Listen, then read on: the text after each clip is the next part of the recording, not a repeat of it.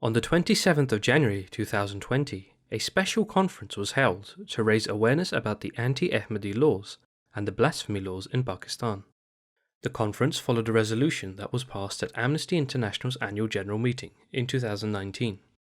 that expressed concern about the laws in Pakistan and their denial of freedom of religion to all of its citizens. The conference was co-hosted with Amnesty International at its UK headquarters in London. Amnesty International expressed concern not only about the impact of the laws on different religious communities in general,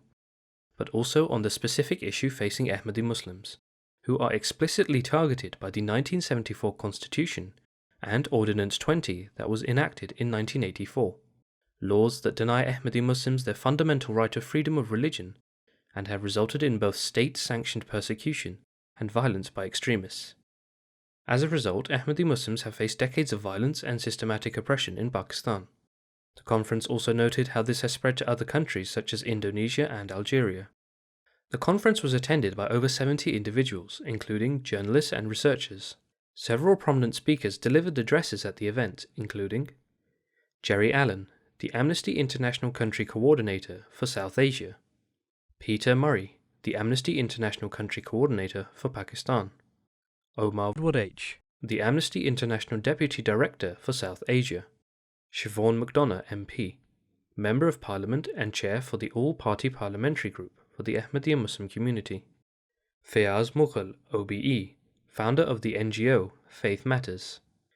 John Pontifex, from the NGO Aid to the Church in Need;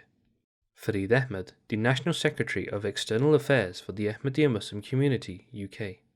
The talks were followed by a question and answer session with proposals for how further action is needed to end persecution and to bring peace and prosperity to Pakistan. In order to draw attention to the dire persecution that Ahmadis face, particularly in Pakistan,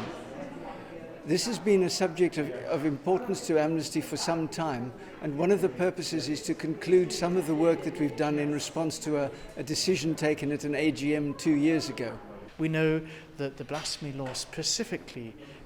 put Ahmadis directly in the way of trouble, but we particularly are aware as Catholics and as Christians that other groups too suffer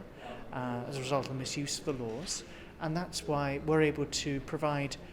contextual background to demonstrate the way it is that we as minority groups need to stand together to really stand up for faith and freedom.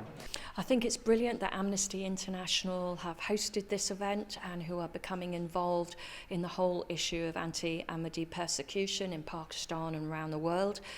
They have an enormous track record of fighting for human rights across the world, and they bring a whole new dimension of highlighting concerns and making governments and their wider membership aware of it. This report is brought to you from MT International, UK studios in London.